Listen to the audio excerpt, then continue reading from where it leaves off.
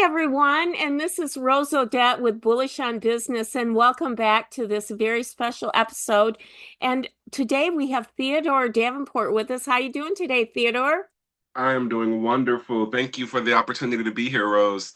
Well, when I met you down there in Ann Arbor a couple of months ago now, I can't believe it's been that long. I just knew that you'd be a great on the podcast and that everyone would love to hear your story and what you're creating. So, here today, we are going to feature, as well as we always do, entrepreneurs, innovators, people that are building really unique companies in Michigan and systems that really scale. And today, like I said, we've got Theodore Davenport. He is a global support enablement leader known for building high performing customer support organizations and scalable knowledge management systems. Theodore has led support organizations for technology companies such as Punch and ShareBite, where he built global teams, implemented knowledge-centered service frameworks, and helped organizations scale their customer experience and operations. Again, welcome to the show, Theodore. What a wonderful intro. Thank you. I'm so glad to be here. That's great to have you. We'll jump right into it. What I'd like to know first off is you, Theodore. Tell us a little bit about you, your background, and what makes you tick. I'm just a Detroit boy, raised and I went through DPS all the way through college. I went to Eastern Michigan University. After that, did about 15, 16 years in Texas. You could definitely call it like a culture clash. It was very, very different from the atmosphere I grew up in, but it was also very forgiving to me as a professional. I cut my teeth there, growing through working in POS, working in various types of restaurant support, and then ultimately moving into management. And then, yeah, I'm back. Some things that make me tick. I don't know if we have time for that, but I'm very, very particular about my food. Anyone that knows me will tell you I'm very particular about my food. So that's definitely one way to get me to tick. All right. Well, that's intriguing. What city in Texas did you go to? Well, initially we started off moving, the whole family moved down to Dallas, Dallas, Fort Worth. And after about 5 years, I saw enough of that. So I went from Dallas over to Tyler, which is out in the country, like out east. It's football country by like Marshall and Longview.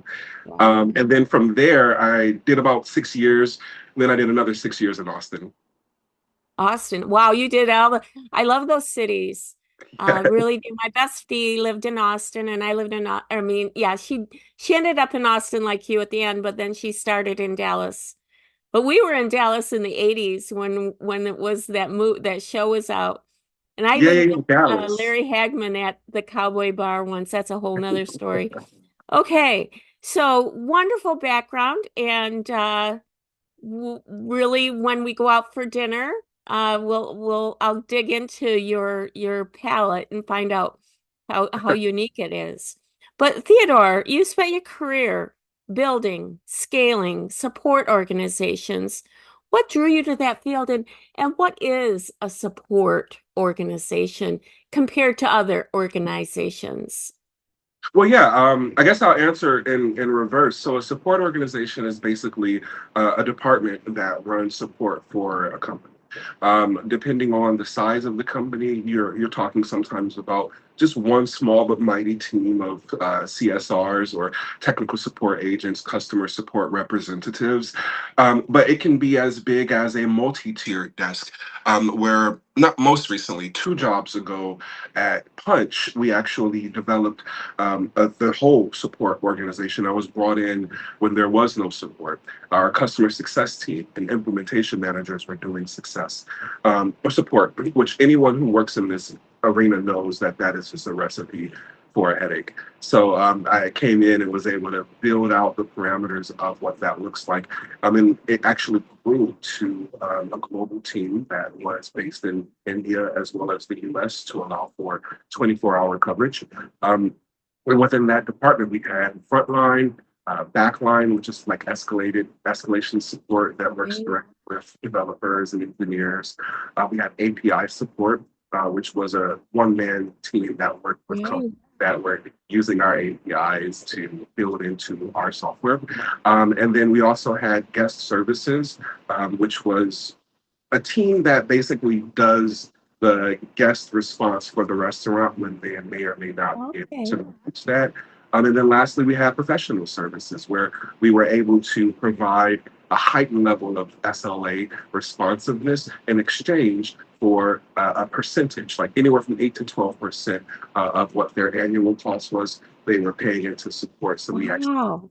began contributing to the company bottom line, which is pretty rare for a support organization. Usually we spend money, we don't often make them. So I've seen everything from the mom and pop to the fully multiple tiered side of things as well.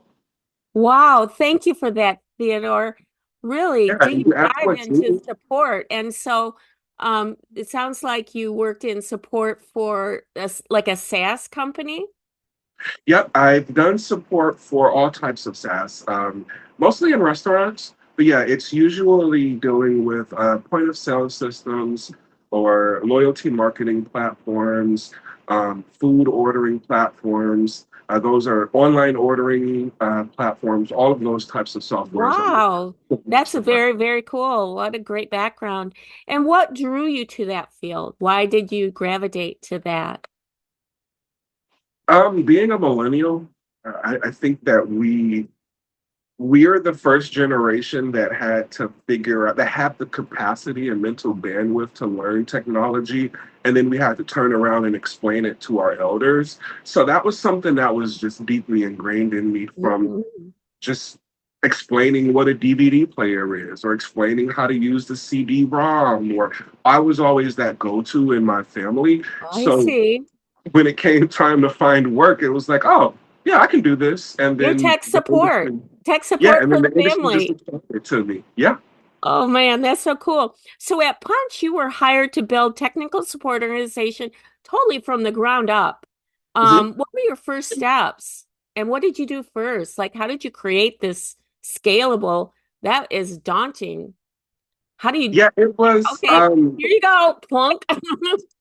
Yeah, and then you want to be respectful, right? Because while these teams are overworked, they have their own goals that they're trying to achieve with their clients. And when you're dealing with customer success specifically, they're such a relationship oriented team that you have to take the time to cultivate relationships with those managers, with the customer success managers, with the implementations team, to really understand what their relationship was like with the customer. So you don't come in maybe this rootin' tootin' Western cowboy, and they've been dealing with a more subtle passive energy, right? So just kind of getting an understanding of the types of customers, clientels, and then the issues that they were dealing with. You know, that allowed me to then start having really candid conversations with them about, okay, well, this actually sounds like something that support should not be taking over. We should leave this with your team, but this is something that we should begin taking over.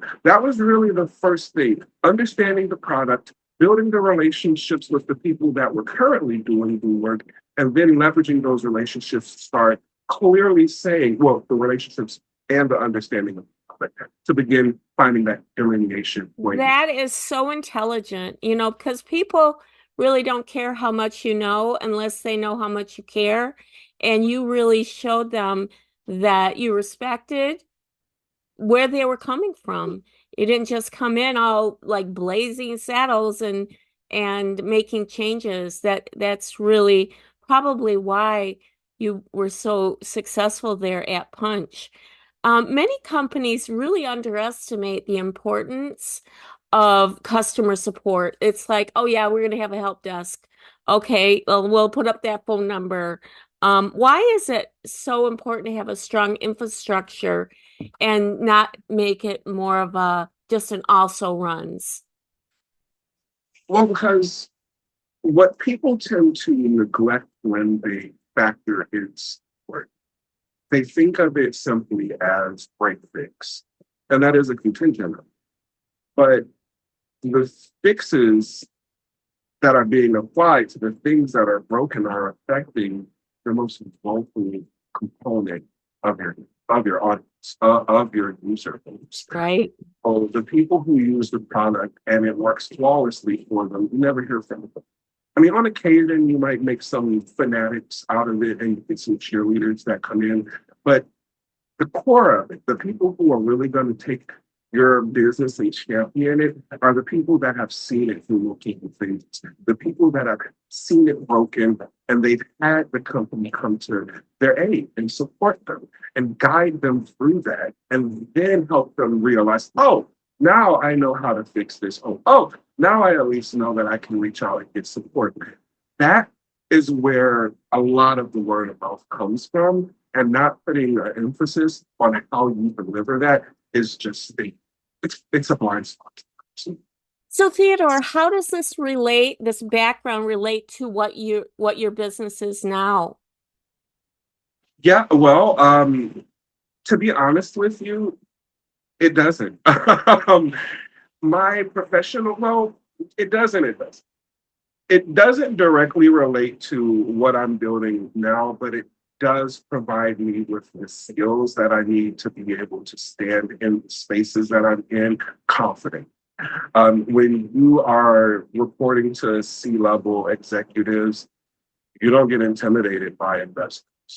When you have to train, a rotating window of ranging levels of maturity with your technicians, you're not intimidated by owning a room when you're in front of a bunch of peers or going to a happy hour and knowing how to conduct yourself. I can't tell you how many times I've gone to happy hours for work and you have to ride that balance of, okay, I want to show myself as able to have fun, but I also don't want to get wasted because the CEO is right there or the Right, that has the power to approve my promotion is right over there. So right, you're making sure that you find that balance between personality and professionalism. I think was one of the biggest, most strongest contributions that my career has aided. Outside of that, I am just a tech. I've worked on apps my career through Punch and through ShareByte. So I know the back end of how to communicate with developers. I know how to do quality assurance. I know how to stress test what the processes should look like. I know how to document, making sure that knowledge is a part of it. One of the things for me that is so important about what I'm building is putting an emphasis on the security so that anyone that uses my platform is safe and they feel secure. And that's something that I've learned from seeing for build apps, both in my career, but also in my personal life. well, tell us about your new company. Tell us about your new solution. And I'd love to have you give us a understanding of why you are starting this and what are you trying to accomplish and what's your goals for in the next, let's say, 90 days. Absolutely. So the Love app is a dating app for people that are intentionally seeking out authentic, aligned connection.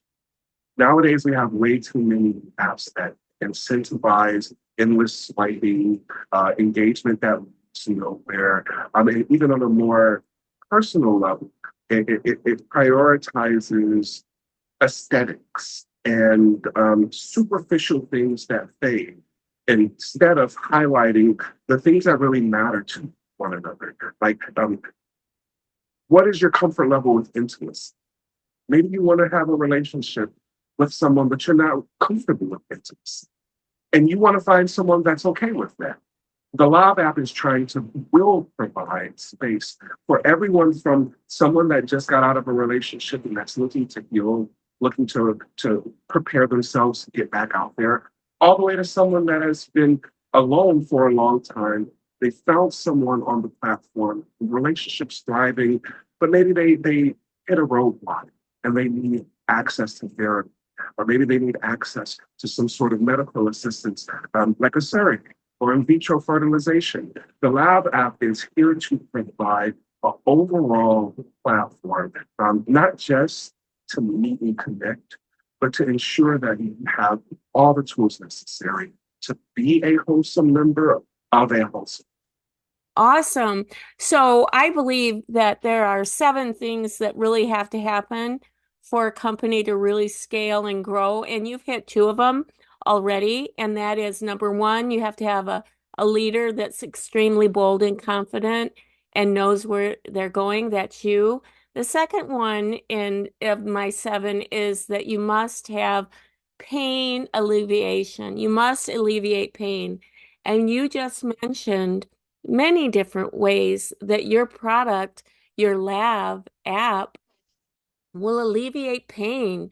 Whether I just got out of a bad relationship, whether I'm not understood because I don't want to get physical right away, all sorts of things that really are uncomfortable or painful in the current dating scene because the likes of Tinder and all those really make people that aren't as like aggressively or assertively looking for action, they still need connection and love just like everyone else. So I think that's fantastic. So one of the next question I have is about your compliance and the ability for people to, you mentioned security. Talk to us about how a person is going to feel safe and that their information is going to be comfortably protected in a compliant way. Absolutely. So one of the things that's going to separate the lab app, and I do mean just one of them because there are so many dynamic features into it for that purpose. But the way that we are going to leverage AI, I really I think that that is a big miss in the market right now. So one, in terms of just separating itself, when you're going through most of the apps, you end up finding ways around language that, is, like you said, more aggressive, more assertive, pursuing those types of relationships. I want to make sure that the AI is built to check that. Like, I don't want to immediately make anyone feel guilty or bad for what they Mm. do. But I want the AI to also say, hold on, stop. You're using language that's not approved here. This is not the intent of this app. That's one. Two, another thing, the onboard. Before you ever get to even see a profile, you're going to go through a really in-depth questionnaire. The app wants to get to know you. It wants to get to know you as a person, but also as a person pursuing a partner. So Mm. eventually, we all have this idea of what we want. But then as the app gets to know you through the answers and responses to the questions, not just in the initial questionnaire, but as you engage with the app over the lifetime of the usage, the app is going to get to know who you are and really understand, Oh, I'm so excited. for your prototype, we actually suggest these type of people. I know you say you want the 6'5" muscular football player, but maybe you should look at this 5'8" artist. Or maybe you should, because this person aligns with your beliefs in this way, this way, this way, this way. You know, Ooh, really bringing that full, more fully realized, intentional piece behind the connection. wow, that's great. Awesome. So when you look at the market out there, I see there's really nobody that's doing what you're doing. I see a lot of kind of just match this or, um, many fish in the sea. But I think you're taking this a little deeper. When you look at the market domination, are you looking to grow to be the size of those big, bigger companies, or are you trying to stay with a reasonable scale, or do you have ambition to scale and dominate your space? I will start by prefacing this by saying I am nothing if not ambitious. Um, and so there's two ways to respond to this. Um, the first answer is just the most ambitious. I want this to teach. I want the Lob app and the entire ecosystem around. Because remember, there's the dating app, there's the wellness side of it, but we haven't even talked about social media Mhm. stuff. Of it. The what? There's a social media side of it. There's Right. a whole piece of it that is going to follow people, and there's content that's going to be posted, but curated specifically around the tenets of being a healthy contributor to a relationship, whether that's working on healing to get to a relationship, what to deal with, how to unpack some of the trauma and pain that have carried into a relationship, or situational stuff, funny stuff, all around relationship. So that framework in mind, I really want to take this and I want it to go past the dating realm, and I really want to show the social media giants of how to Hmm. elevate and evolve what's out there, because it's not just dating apps, it's digital and social engagement that I Wow, I love it. really want to fix. Now, on a more practical piece of it, the idea for me here is to really be at first the dating, the hinge, the match, the all of those, really force all of those competitors to raise their bar.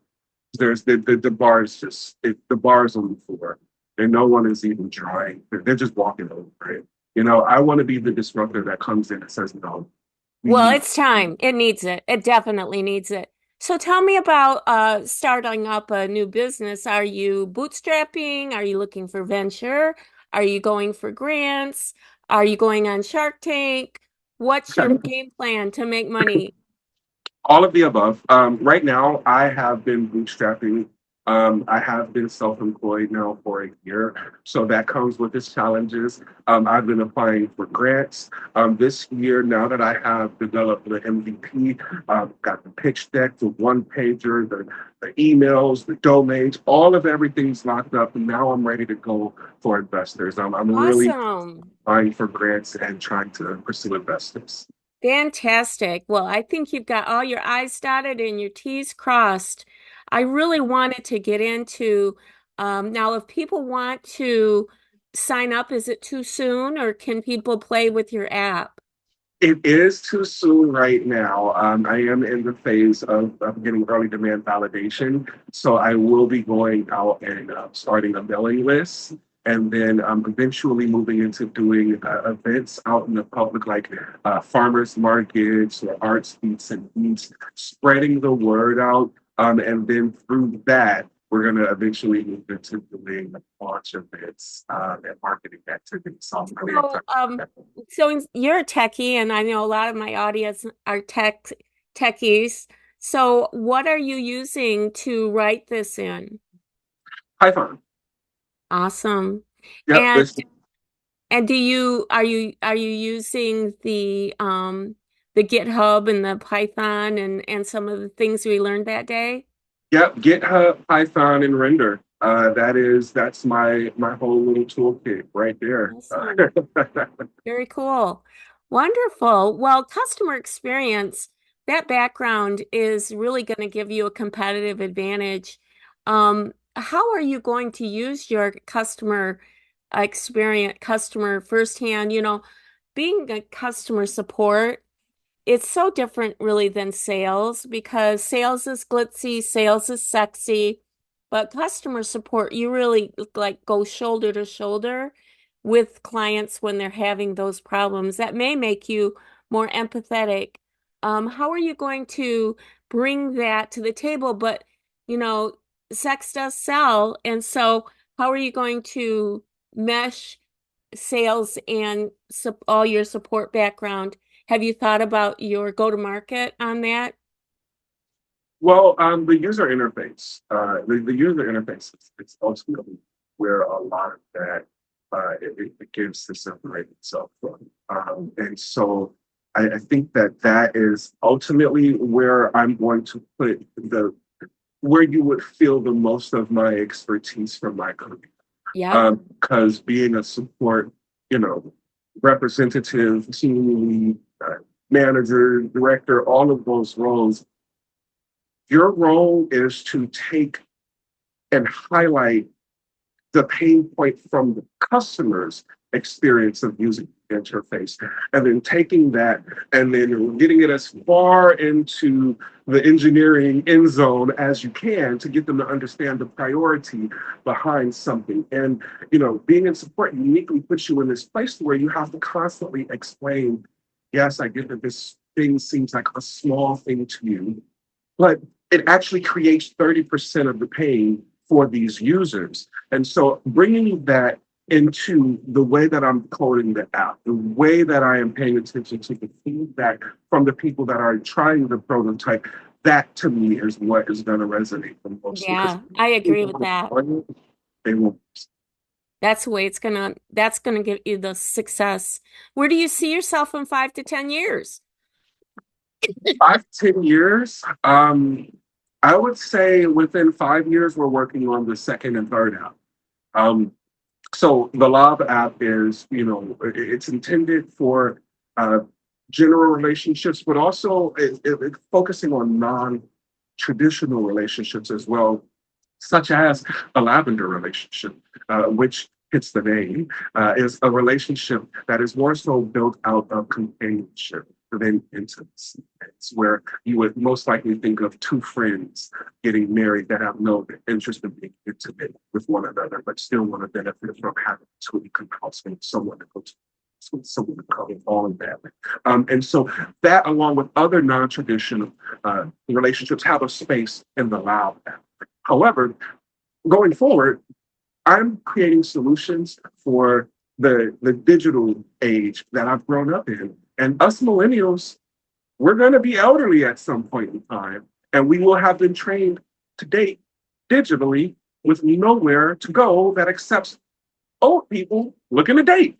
So the next step is going to be focused on the elderly community, while also building the one simultaneously with that for the disabled.